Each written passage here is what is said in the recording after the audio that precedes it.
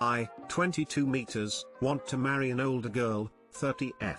But her parents are against it. Hi, I'm a 22-year-old man. I've been dating my girlfriend for 2 years now, and we've been living with each other for this entire time. She was my flatmate initially. We essentially lived together before pandemic and also for the entire duration of lockdown. That's why I really know her and am confident that we're a match. Due to our culture, we're living in another country. It's not really okay to date before marriage. I know, very backwards, so she didn't tell anything about this to her family. I was living alone since 17 in another country. I have a job that pays well and think I'm way maturer than what my current age might indicate. We both love each other and it was bothering me that her family doesn't know about this. I wanted her to be happy and stop hiding me from her family, so I put myself forward, saying that I want to know your family even if they tell me to marry you right away. I know you enough and am confident that our marriage will be successful. She agreed and was worried but also excited about it. So that's what I did. I talked to her dad about this, but obviously I couldn't talk about our relationship at all. I said that we've been friends for a while and I expressed my intent. The conversation seemingly went well, however he expressed his concerns that I'm too young and he's afraid that after a few years I will change my mind about this. Later he told my girlfriend that his answer is no. My girlfriend really listens to anything that her family tells her, not only because of her personality but also because of the culture. So now after 2 years of being with each other practically all the time, our relationship is coming to an end. I don't know what to do. Should I go to our country of origin and talk to her family in person? I am devastated, and don't know how is it possible that age is such a big problem in 21st century. So I'm writing here, any advice? I'm confused. It's forbidden to date before marriage but it's okay to cohabit with the opposite sex? None is okay. It's a long story. I can totally empathize with being pressured by family. But she has to fight for you too. Try talking again to her parents, declare again your love for her and that you will not give up on her. If you haven't already, show them that you are financially stable and you're willing to take care of your girlfriend as your wife. Okay, that is if her family is in that very old-fashioned set of mind. Ask them what can you do to convince them that you would make a great husband for your GF. Get your GF to try and talk to them again. Perhaps it's in their culture to reject a couple of times to see if you're going to keep trying. I've heard families do that to their future son-in-law especially since they're of different cultures. But she has to fight for you too. This, up pointing finger.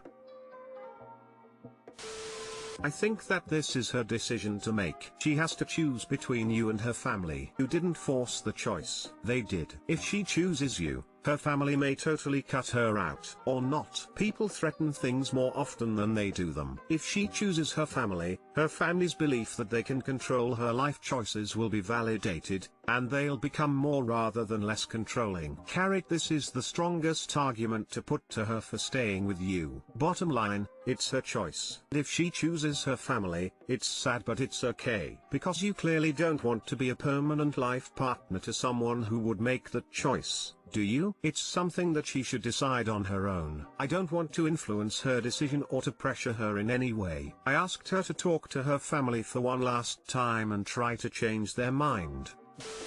If she cannot stick up for her family or be financially independent, I don't see how you guys are ready for marriage. These are basic things that need to be considered when building a life with someone. Her parents might come around with time, but the issue is your GF. She was working while back in her country, but she left the country to study and had to leave her job and be dependent on her family. Now it's hard for her to find a job due to COVID and the fact that she's not a citizen here.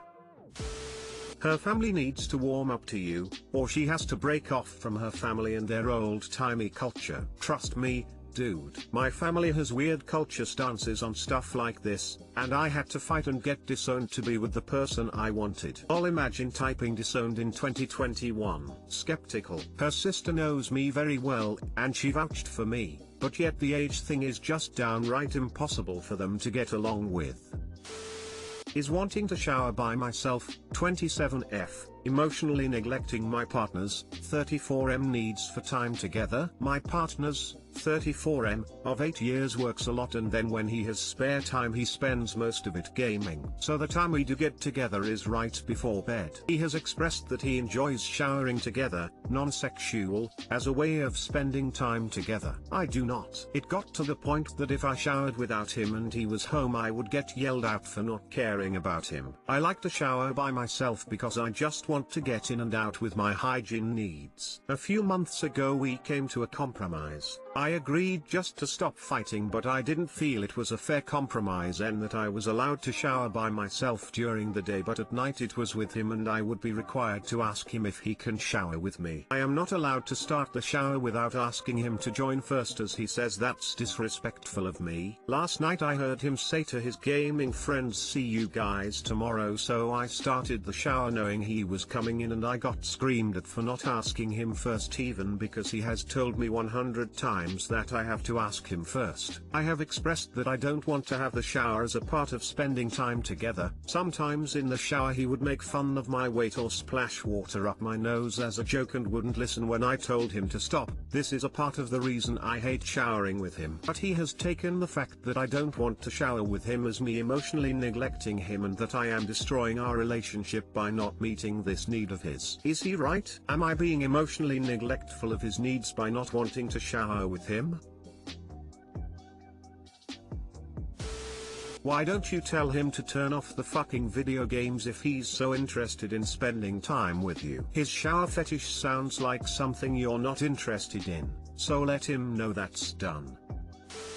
This is definitely abusive. He yells at you for not showering. He forces you to ask him to shower with you when you do not want to shower with him. He makes fun of you when he does shower with you. He's being extremely controlling and abusive, and you need to put your foot down about it and absolutely refuse to shower with him anymore. And honestly, if I were you, this would be my deal breaker. Showering together can be fun, but only if both people want it. And he's already proving he doesn't give a fuck about your boundaries and only wants his way. This cannot be the only abusive thing he does. This sounds like some shit my ex would do. This dude sounds like the biggest piece of shit.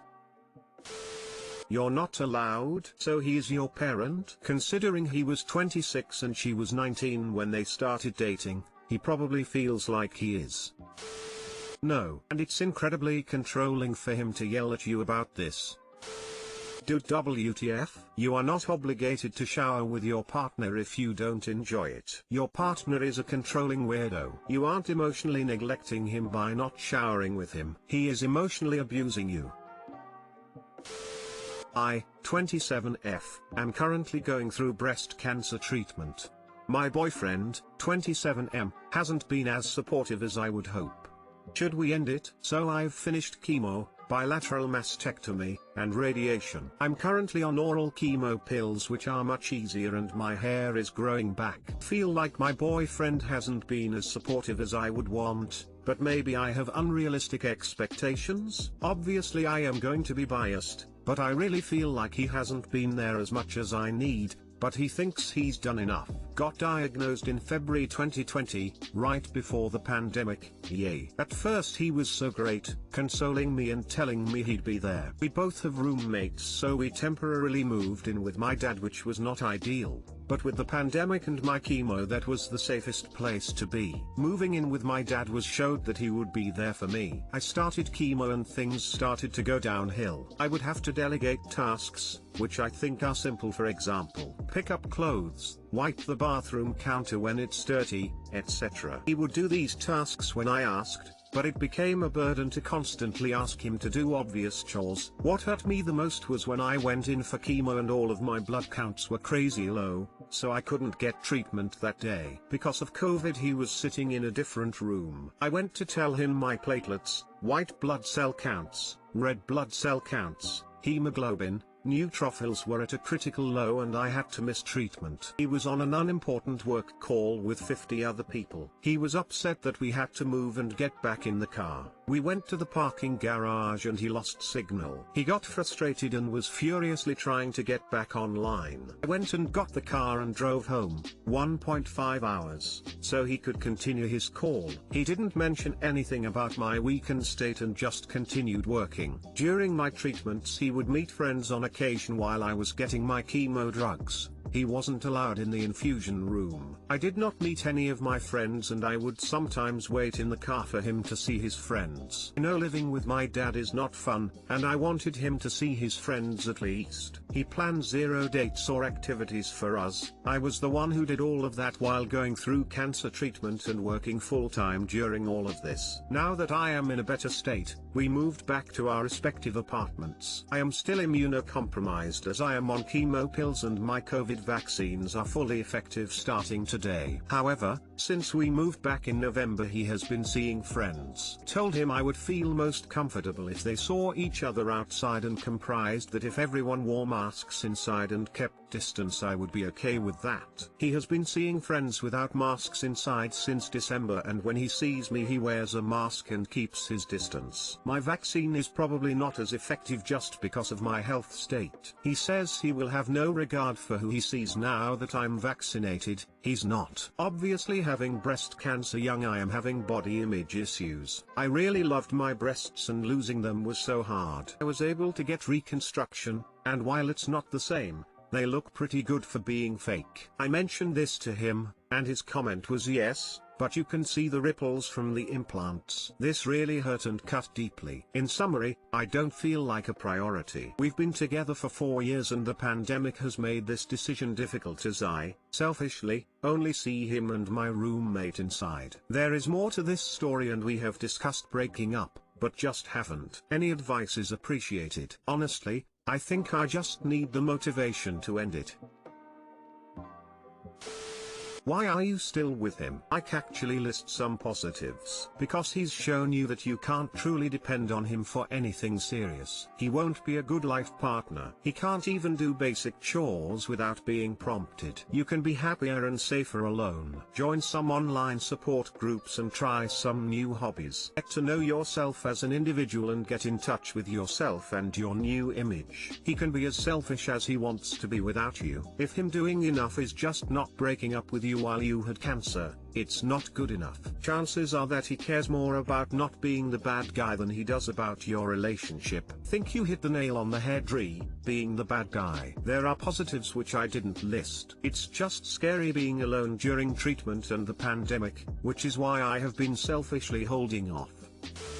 First of all, I'm so happy you're in a better state health-wise. My mom was diagnosed with breast cancer when I was 10 years old. I'm 20 now, and while she still deals with some of the side effects from chemo/medications, she's a trooper and my biggest inspiration. I hope you have a good support system outside of your boyfriend. Honestly, he sounds selfish, and if you know that you deserve better deep down, then listen to yourself. You do deserve better. I hope you figure things out soon, and stay strong and healthy, heart. Thankfully I have great family and friends, but haven't been able to see them much with the pandemic. They've been there virtually through all of this. Oh my god, I had tears in my eyes from reading this. Honestly, for me, the meeting other people without masks but keeping his distance from you while you need him the most is reason alone to break up. The comment about your implants is clearly purposely hurtful. He had to know it would hurt you. I think he is an ass and he does not have the guts to end it. You sound like a strong person, so do yourself a favor. Send him a message that it is over and look for someone who treats you like a goddess.